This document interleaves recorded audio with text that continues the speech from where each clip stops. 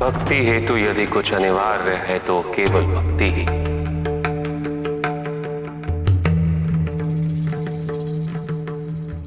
किंतु प्रश्न ये है ऋषि भृंगी कि क्या आपकी भक्ति संपूर्ण है? मुझे पूर्ण विश्वास है प्रभु। विश्वास और भ्रम के बीच की रेखा अत्यंत महीन होती है।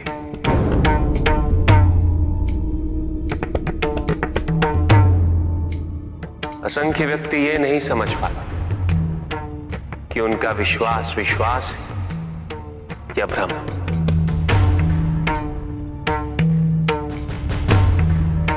आपने कहा कि मैं सर्वव्यापी हूं। प्रभु, ये मैं नहीं कहता, ये तो परम सत्य है। सारा संसार इस सत्य से अवगत है। ऋषि भृंगी, मुझ तक पहुंचने के लिए किसी और की आराधना अनिवार्य नहीं।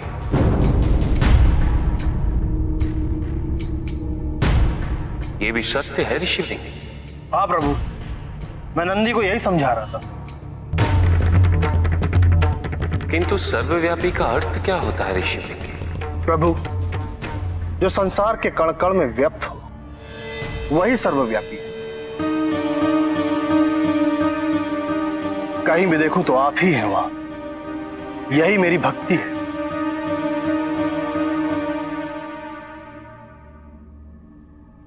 और यही उस भक्ति की पूर्णता है। और यही आपका भ्रम है।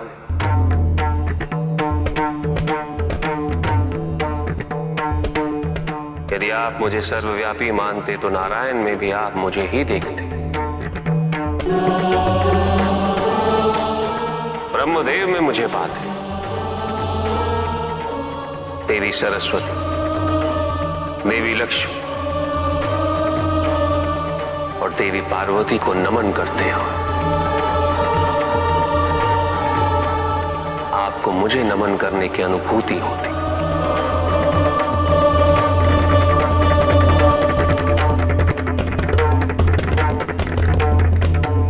मुझे पाने की अनुभूति हो।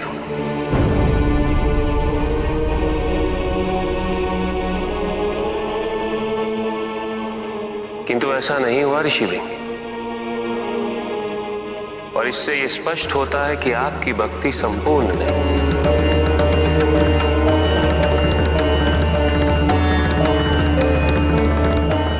मेरे सच्चे भक्त तो मुझे किसी भी रूप में पूज सकते हैं, किसी भी रूप में प्राप्त कर सकते हैं। ओम नमः शिवाय। ओम नमः शिवाय। ओम नमः शिवाय। ओम नमः शिवाय।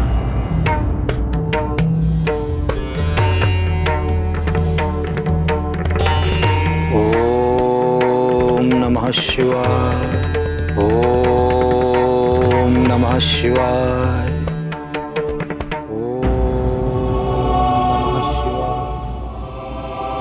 महादेव,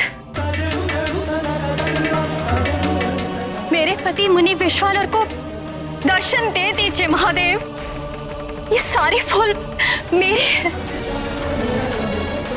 मैंने पिछले वर्ष यह इच्छा प्रकट की थी कि मुझे आपके समान पुत्र को पालने का सौभाग्य प्राप्त हो। मेरी इच्छा पूरी करना है तो ही आपसे ऐसा वर पाने के लिए ये नर्मदा से यहाँ काशी आ गए। 1 वर्ष से ये आपकी तपस्या में यही लीन है। अब मैं भी सब कुछ त्याग कर यही आ गई हूँ। दर्शन दीजिए महादेव, दर्शन दीजिए।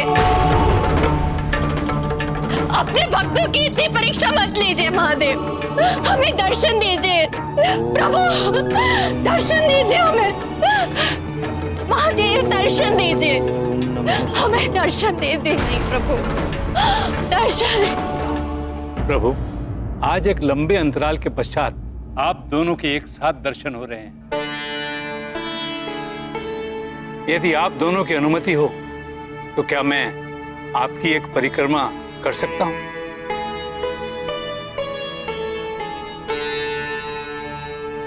हाँ प्रभु, ये हम सभी के लिए अति सौभाग्य की बात होगी।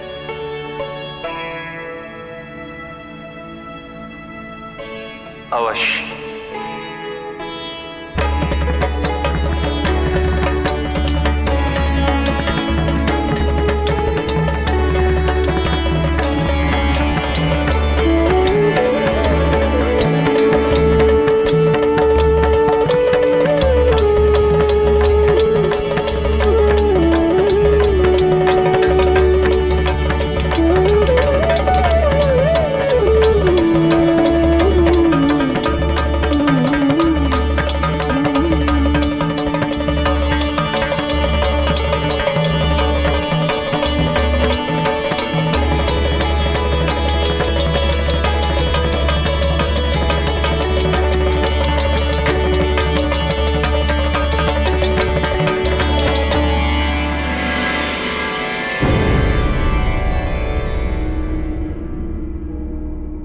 ऋषि भृंगी, आप आगे नहीं गए? ऋषि मार्कंडे, मैं अंत में जाना चाहता हूं ताकि परिक्रमा करने में समय ले सकूं।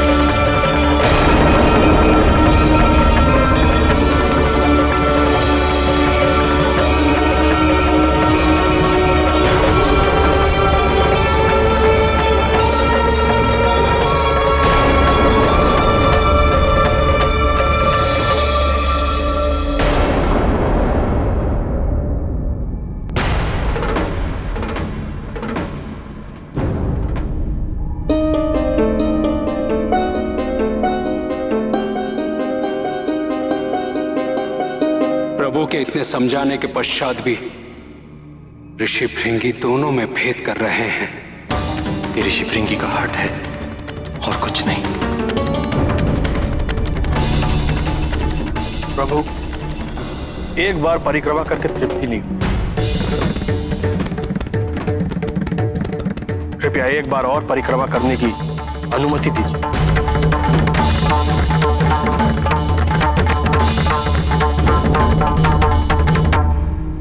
दूसरी परिक्रमा? क्या इस बार आत्मग्लानि के कारण ऋषि भृंगी दोनों की परिक्रमा करेंगे? नहीं देवर्षि, आदिशक्ति और महादेव ऋषि भृंगी को अत्यंत महत्वपूर्ण शिक्षा देने वाले हैं। ऐसी शिक्षा जो पुरुष और स्त्री के प्रति संसार के दृष्टिकोण को परिभाषित कर देगी।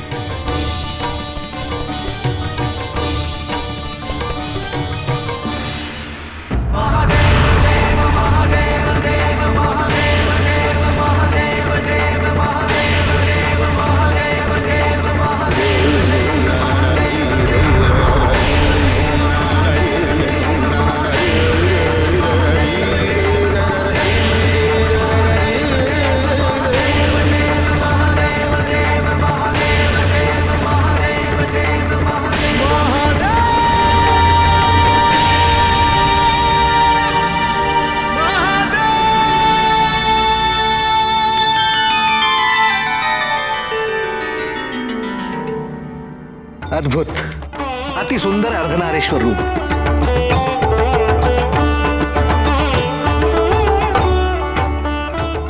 प्रभु, अब ऋषि भृंगी माता पार्वती की परिक्रमा किए बिना महादेव की परिक्रमा कैसे करेंगे?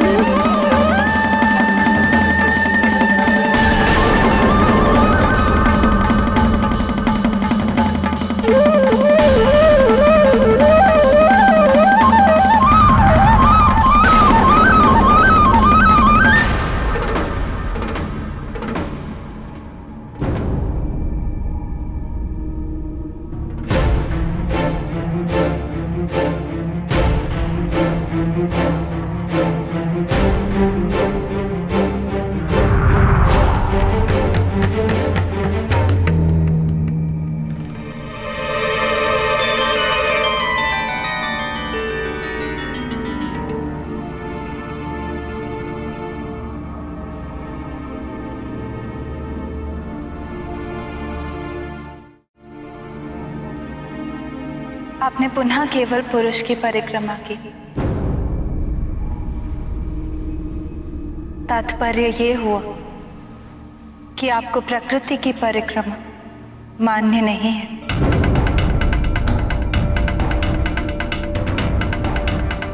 अर्थात आपको प्रकृति की कोई आवश्यकता नहीं है।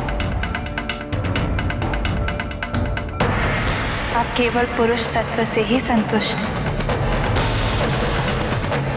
हमारी इच्छा है कि हम आपको इस पुरुष प्रकृति के विवाद से ही मुक्त कर दें।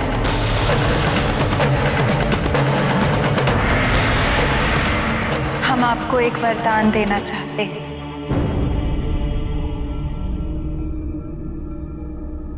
अब से आपका शरीर आपके विचारों के अनुकूल हो जाए।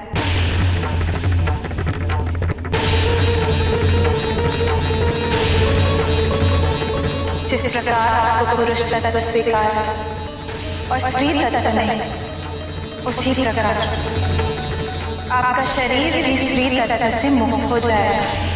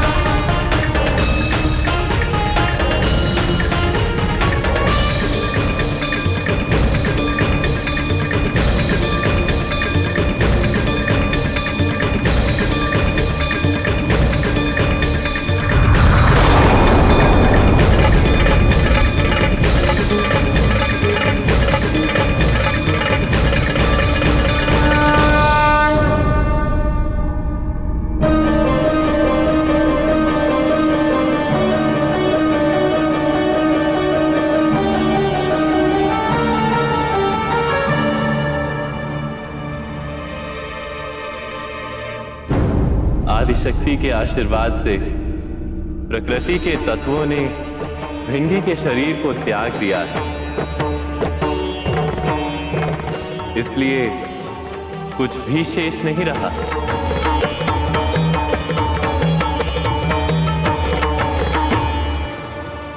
मुझे क्षमा कर दीजिए माता, मुझे अपनी भूल की अनुभूति हो गई। हट में आकर जो ज्ञान में स्वीकार नहीं कर रहा था, वो इस एक क्षण में मुझे समझ आ गया। माता, मुझे क्षमा कर दीजिए, क्षमा कर दीजिए मुझे माता।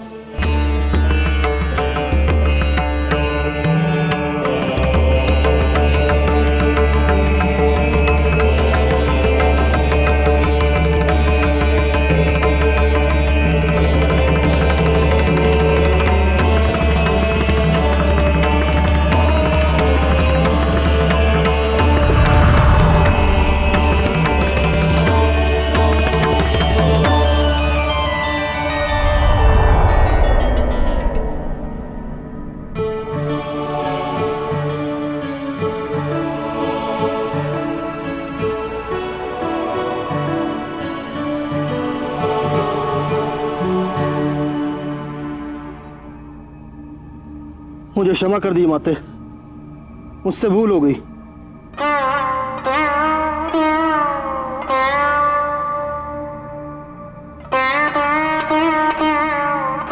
क्षमा कर दीजिए माता, क्षमा कर दीजिए। जीवन के इतने वर्ष मैंने किस अंधकार में व्यतीत करे हैं, ये आज मुझे पता चला। भक्ति की संकीर्णता भक्त और आराध्य के मध्य से सबसे बड़ा अवरोधक है, ये बोध मुझे आज हुआ।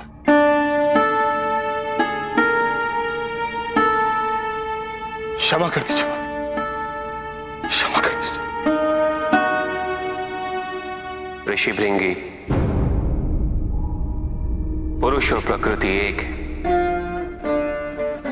वो कभी पृथक नहीं हो सकते। शक्ति शिव के बिना अधूरी है,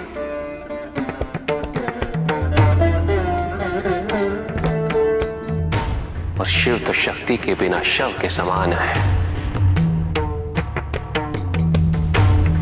शिव शक्ति पुरुष प्रकृति का संतुलन सदैव अनर्थकारी सिद्ध हुआ, जिस प्रकार आपके साथ हुआ। स्त्री तत्वों के आपसे अलग होते ही आपके शरीर में कुछ भी शेष नहीं रहा। शरीर में यदि स्त्री तत्वों की ऊर्जा नहीं तो शरीर निर्जीव है।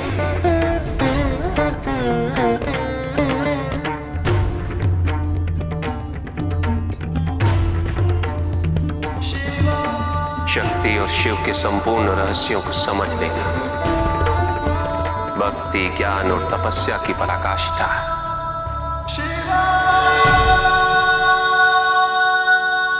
जब ज्ञान के लिए शब्द पर्याप्त ना हो, उदाहरण प्रस्तुत करना अनिवार्य हो जाता है। केवल आपके लिए ही नहीं, अपितु आपके माध्यम से समस्त संसार को शिव और शक्ति की संयुक्तता से पुनः अवगत कराना इस प्रसंग का उद्देश्य था, जो पूर्ण हुआ। महादेव महादेव। इसीलिए मैंने पार्वती से इस ज्ञान सभा में सम्मिलित होने का निवेदन किया था। ओम नमः शिवाय, ओम नमः शिवाय, ओम नमः शिवाय, ओम नमः शिवाय।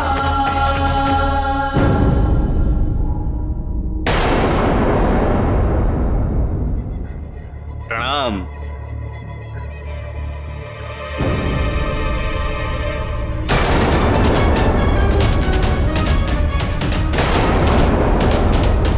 मैंने आपसे कहा था ना, प्रतीक्षा करिए, किंतु आप आक्रमण की तैयारी में हैं। किंतु मुझे वरदान प्राप्त है, मेरा वध कोई नहीं कर सकता। फिर मुझे किसी से कैसा भय? ताड़कासुर, वृत्रासुर और जलंधर, इन सभी को देवताओं के वरदान प्राप्त थे, किंतु देवताओं ने उनका संहार करने के लिए कोई ना कोई उपाय ढूंढ निकाला। प्रतीक्षा करिए दुर्गासुर, उचित अवसर की प्रतीक्षा करना अनिवार्य है। अपने स्वप्न, अपने लक्ष्य को आवेग में आकर पूरा ना कर पाना आपकी सबसे बड़ी भूल ना सिद्ध हो जाए।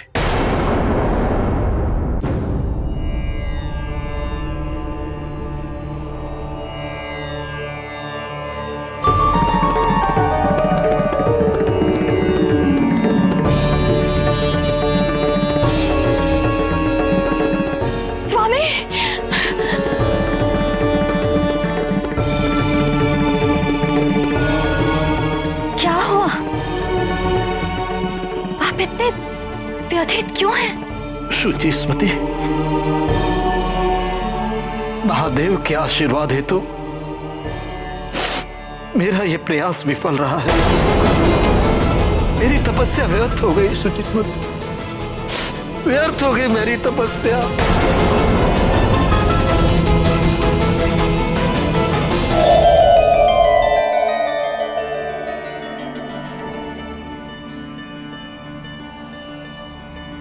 वैश्वनर,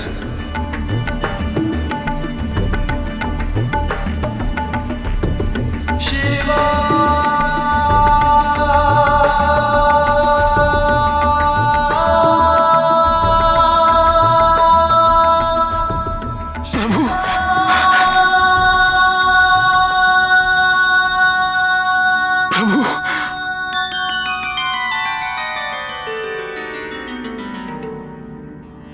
तपस्या व्यर्थ नहीं हुई। तो क्या आप मेरे स्वामी की तपस्या से प्रसन्न हुए हैं? अवश्य।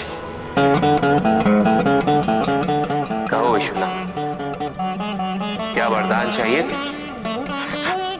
प्रभु, हम पति पत्नी के पास इतना प्रेम, इतना वात्सल्य है देने के लिए, किंतु उस प्रेम को पाने के लिए, उस वात्सल्य का सुख भोगने के लिए कोई संतान ही नहीं। कैसी संतान चाहिए तुम? प्रभु, जो आपके भांति पराक्रमी और ज्ञानी हो, जिसमें आपके समान तेज हो, जो आपकी भांति भोला उदार हो, सबसे प्रेम करने वाला हो, जिसे देखते ही दिव्यता की अनुभूति हो। प्रभु, सूची समिति की इच्छा है कि हमारी संतान आप जैसी हो। हम आपको संतान के रूप में पाने का सौभाग्य चाहते हैं प्रभु। क्या यह संभव हो पाएगा?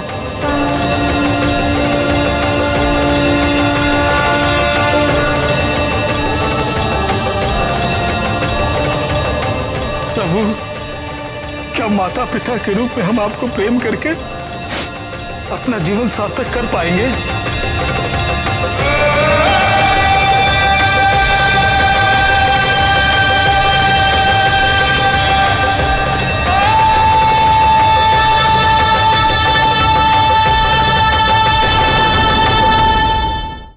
वैश्वनाथ,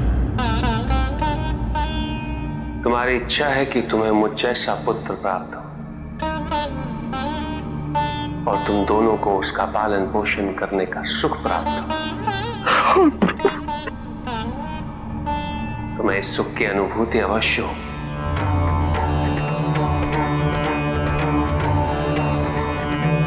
मैं स्वयं तुम्हारा पुत्र बन रहा हूं, इसे गृहपति के नाम से जाना जाएगा।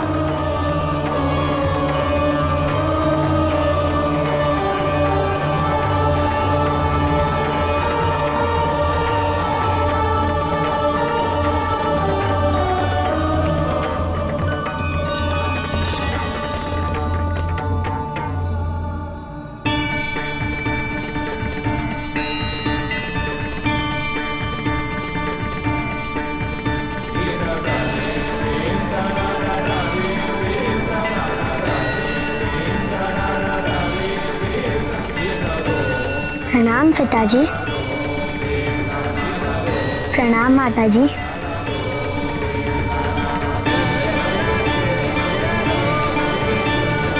पुत्र, पुत्र, पुत्र।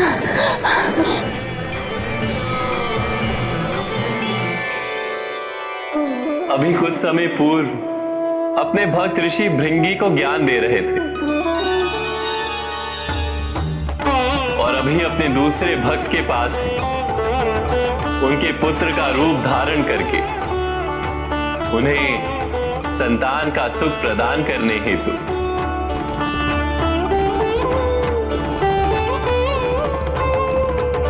किंतु प्रभु, इस दुर्गासुर का क्या करें? वो तो अपनी सेना तैयार कर बैठा है आक्रमण हेतु, एक उचित अवसर की प्रतीक्षा में, तीनों लोकों पर विजय पाने के लिए। ब्रह्मा जी से वरदान प्राप्त कर दुर्गासुर ये सोचता है कि कोई भी देव, असुर या पुरुष उसका संहार नहीं कर सकता, इसलिए वो अजय, अमर है। किंतु वो ये नहीं जानता कि ब्रह्मा जी के वरदान में किसी स्त्री के हाथों उसका अंत होने से उसे कोई संरक्षण प्राप्त नहीं है, और यदि स्त्री के हाथों उसका अंत होना ही है तो नारायण नारायण, तो मैं समझ गया प्रभु। नारायण नारायण।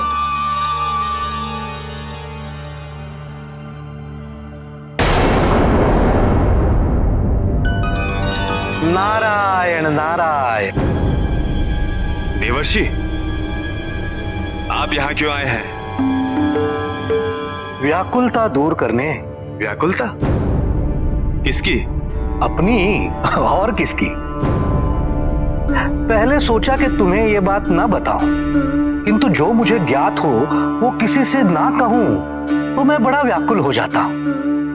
दुर्गासुर, तुम देवताओं पर अभी आक्रमण ना करो। दुर्गासुर, तुम्हें प्रतीत हो रहा होगा कि महादेव तो बाल रूप धारण कर कहीं और चले गए हैं, तो ये अत्यंत उचित अवसर है ना? किंतु सत्य तो ये है कि देवता तुम्हारा अंत करने हेतु तत्पर हैं। तुमने उन पर आक्रमण किया तो तुम्हारी मृत्यु निश्चित।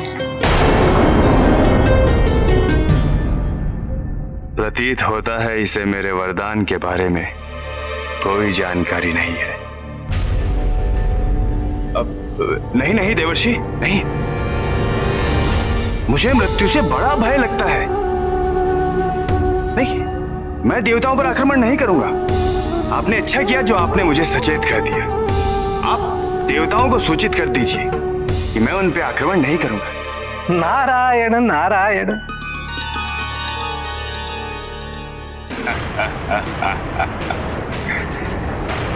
मूर्ख है नारद।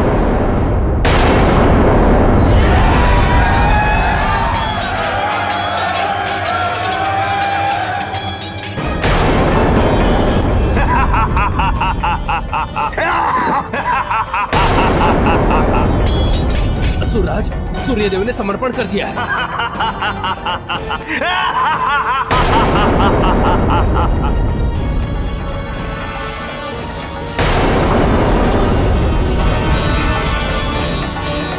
असुरराज, अग्निदेव ने समर्पण कर दिया है।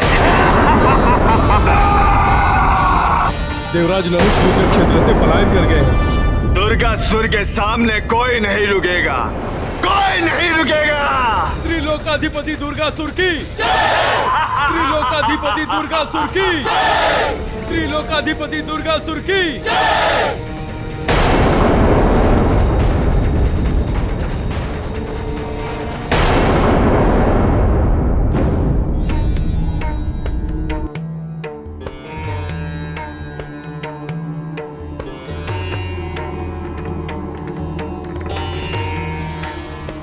ये महादेव की अनुकंपा है, उनकी कृपा है अपने भक्तों पर। ये प्रमाण है सुचिस्मृति कि जब प्रश्न भक्तों के सुख का हो तो उसके लिए महादेव कुछ भी कर सकते हैं। अपने परिवार, अपने कैलाश, अपने सभी गणों से दूर होकर हमारी इच्छा पूरी करने के लिए हमारे साथ इस रूप में वास कर रहे हैं।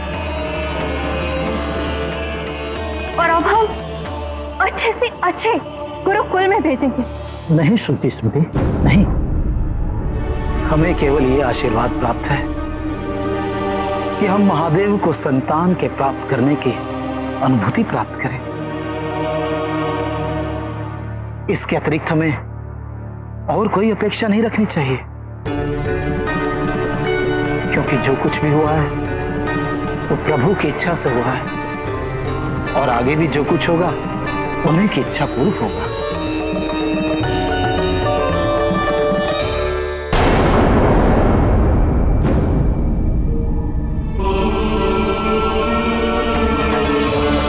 ऐसी एक और परिस्थिति उत्पन्न होने वाली है पार्वती। संसार के प्रति अपने दायित्वों से शिव और शक्ति कभी पृथक नहीं हो सकते स्वामी।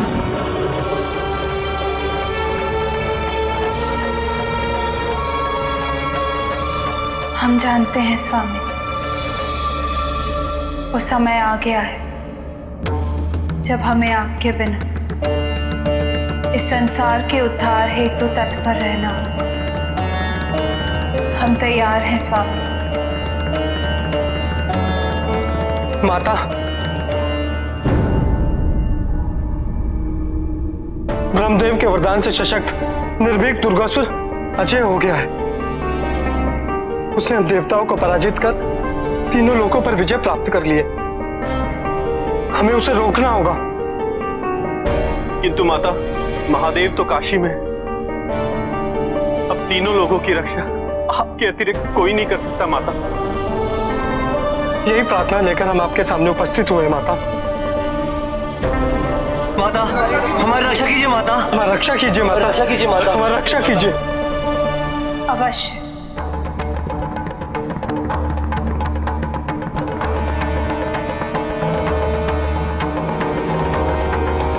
हम दुर्गासुर को अवश्य रोकेंगे। जय हो माता आदिशक्ति की।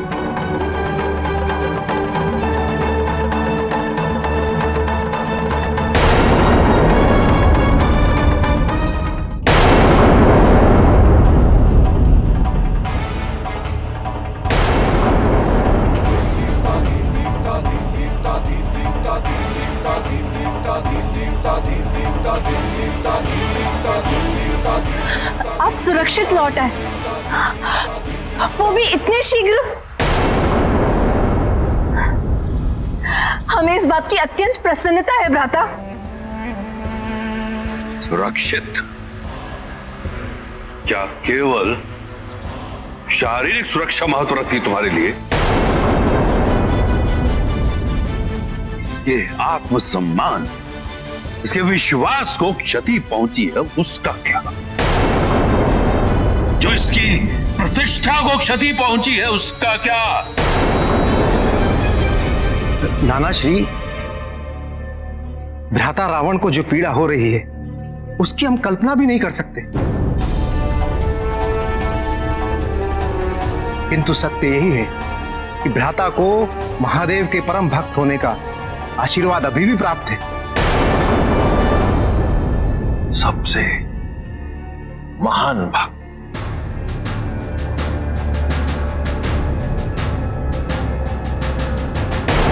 कौन सा भक्त? कैसा भक्त? किसका भक्त?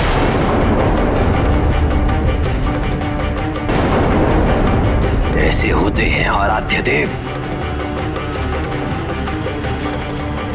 जो पहले मानतम भक्त होने का आशीर्वाद देते हैं, उसके पश्चात अपने ही पुत्र द्वारा छल करते हैं। मुझे सारे संसार के सामने उपहास का पात्र बनाया।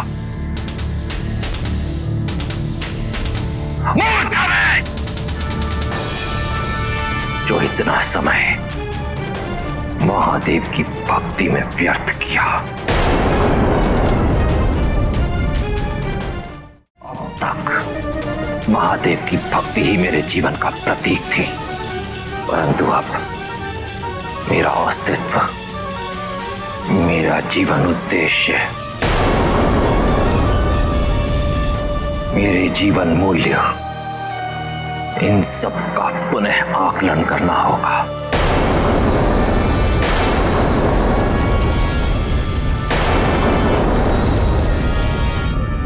महादेव की भक्ति से पृथक अपनी शक्ति द्वारा स्वयं को स्थापित करना होगा, सिद्ध करना होगा कि यदि अपनी भक्ति में शीश नवा सकता है तो अपनी शक्ति से इस संसार की शीश झुका भी सकता है रावण।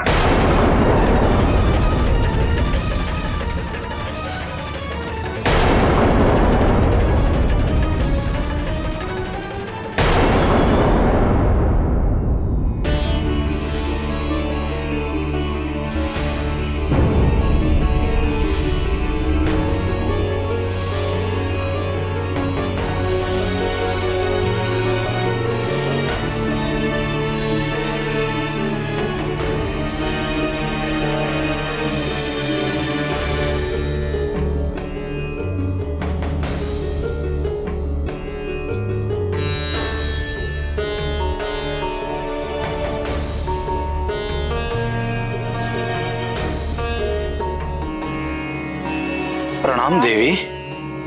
आप कौन है? कहिए, हम आपकी क्या सेवा कर सकते हैं?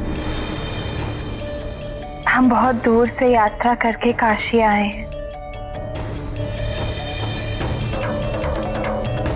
इस सुंदर बालक को देखा तो इच्छा हुई कि इसे समीप से देख लें।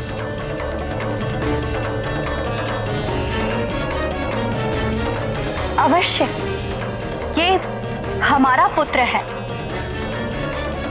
गृहपति।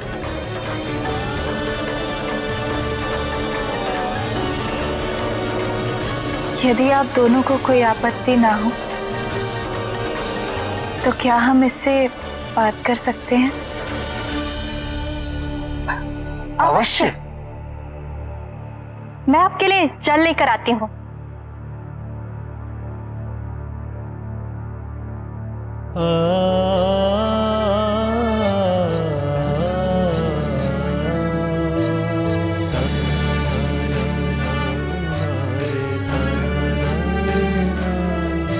कैसे हैं?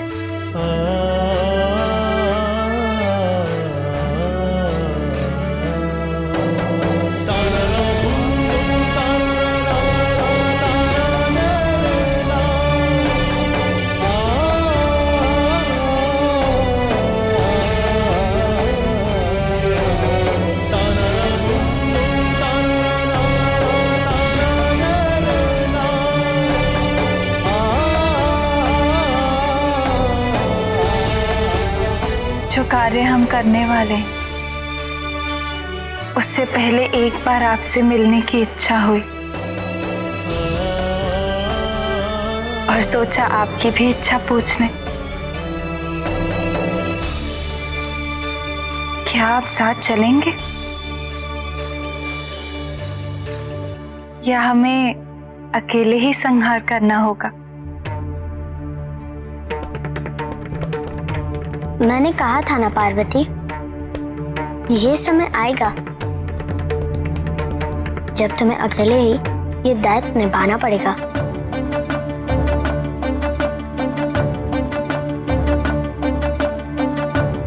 हमें आज्ञा दीजिए।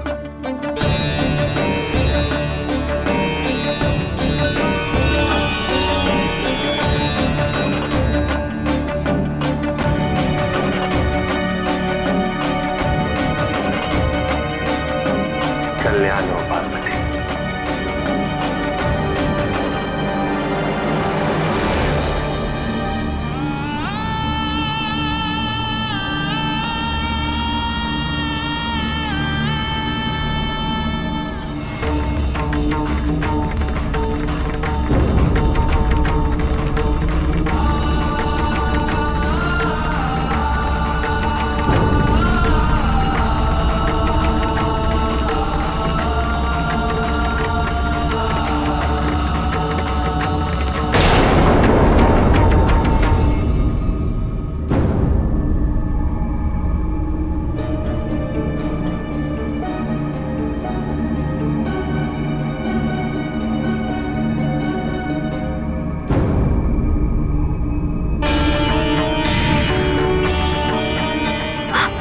माता पार्वती। पार्वती,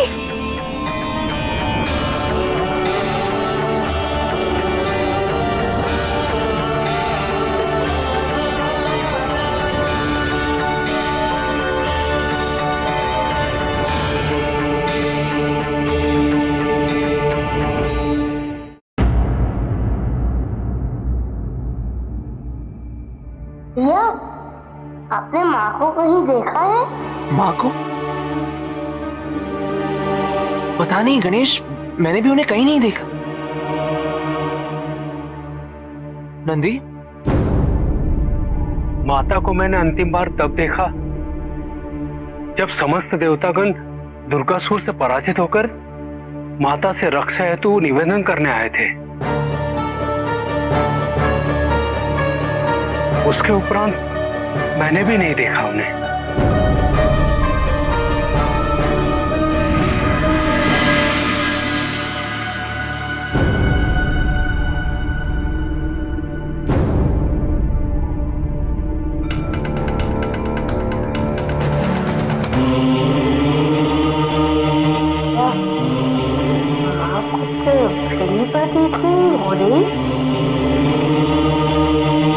और कदाचित मैं उनकी इस भिन्नता का अर्थ समझता हूं गणेश।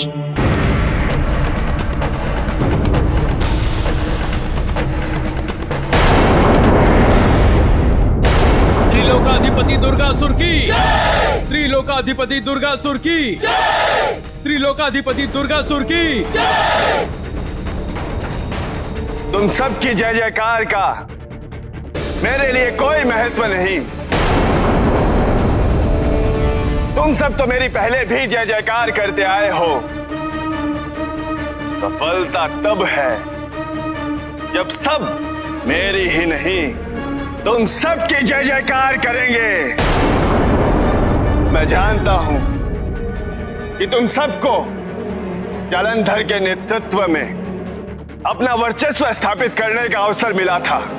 जालंधर जैसा योद्धा असुरों ने तो क्या, देवताओं ने भी कभी नहीं देखा था, किंतु अपने स्वार्थ के कारण अपनी महत्वाकांक्षाओं को पूर्ण करने हेतु उसने शीघ्रता दिखाई और उसका परिणाम हम सबको भुगतना पड़ा। और अंत में यह भी स्पष्ट हो गया कि यदि उसे अवसर मिलता तो वह महादेव की शरण में चला जाता। क्या यह उचित था? क्या यह समस्त असुरों के लिए विश्वासघात नहीं था? जो कार्य उसने अधूरा छोड़ा था उसे अब मैं पूर्ण करूंगा। कैलाश पर आक्रमण कर विजय प्राप्त करूंगा। महादेव अभी काशी में बाल रूप में वास कर रहे हैं। कैलाश में ऐसा कोई नहीं जो दुर्गासुर का सामना कर सके। कैलाश पर विजय प्राप्त करने का यही उचित अवसर है।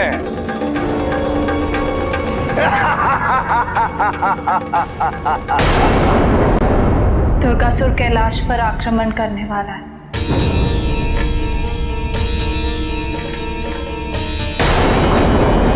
मुझे आज्ञा दीजिए। नहीं पुत्र, हम कैलाश की स्वामिनी हैं।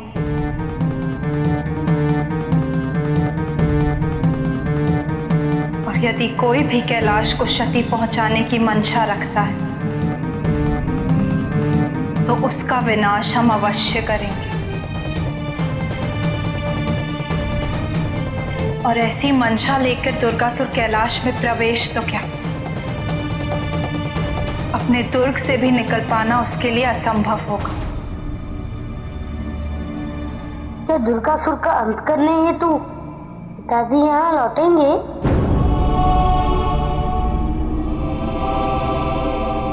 नहीं पुत्र,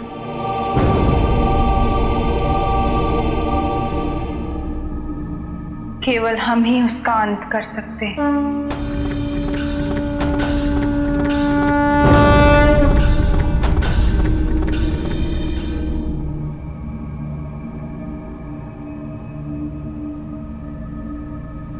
युद्ध नीति के अनुसार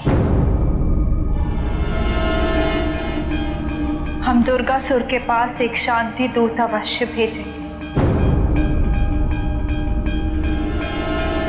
समर्पण का अंतिम अवसर उसका अधिकार है।